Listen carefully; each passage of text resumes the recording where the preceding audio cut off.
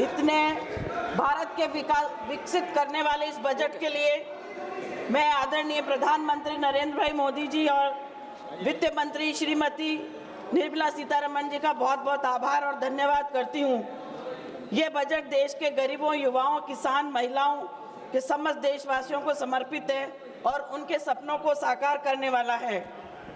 यह बजट 2047 तक विकसित भारत का जो सपना देखा है उसकी नींव रखने वाला है बजट है। आज विश्व में आर्थिक मंदी का दौर है। पश्चिमी देशों के अर्थव्यवस्था मंदी से प्रभावित है, लेकिन हमारे यशस्वी प्रधानमंत्री नरेंद्र मोदी जी के कुशल नेतृत्व, वित्त मंत्री जी निर्मला सीतारमण जी की सूझबूझ से भारत की अर्थव्यवस्था विश्व में सबसे तेजी से बढ़ रही है। 2013 में विश्व की 10वीं सबसे बड़ी अर्थव्यवस्था थी, वही आज हमारे विश्व की 4थी सबसे बड़ी अर्थव्यवस्था है।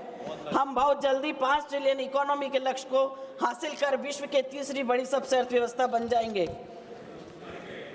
यह बजट उत्पादकता को बढ़ावा देने वाला है। आर्थिक विकास को गति देने के लिए बायोफार्मा, शक्ति, रेयर अर्थ कॉरिडोर, 3 समर्पित रसायन पार्क, इंडिया सेमीकंडक्टर मिशन 2.0 ऐलान किया गया है। इसके अलावा कंटेनर निर्माण योजना, टेक्सटाइल पार्कों की स्थापना, ये हमारे 2047 के विकसित भारत की ओर तेजी से दौड़ रही है। राष्ट्रीय फाइबर योजना, इलेक्ट्रॉनिक्स कंपोनेंट का विनिर्माण इस बजट में शामिल किया गया है।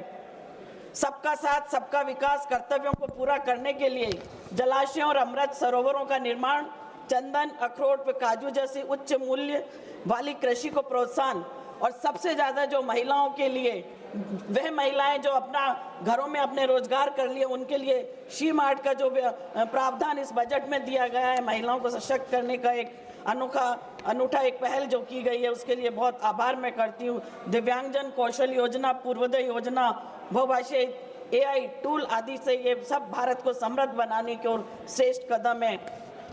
सी मार्ट योजना अंतर्गत महिलाएं अपने कारोबार स्थापित करने में बड़ी मदद मिलेगी। अध्यक्ष जी, साथ ही साथ स्कूल और कॉलेजों के छात्रों के क्रिएटिव को बढ़ावा देने के लिए 15,000 माध्यमिक स्कूल और 500 कॉलेजों में कंटेंट क्रिएटिव लैब बनाई जाएंगी।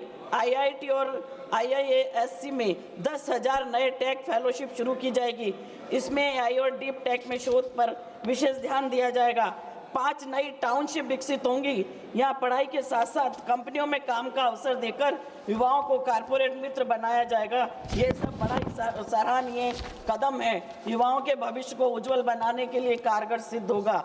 अध्यक्ष महोदया, अंत में मैं ये कहना चाहूँगी कि अपने मेरे गृह राज्य राजस्थान के बारे में बोलना चाहती हूँ। मैं माननीय वित्त मंत्री जी का हृदय से आभार प्रकट करना चाहती हूँ।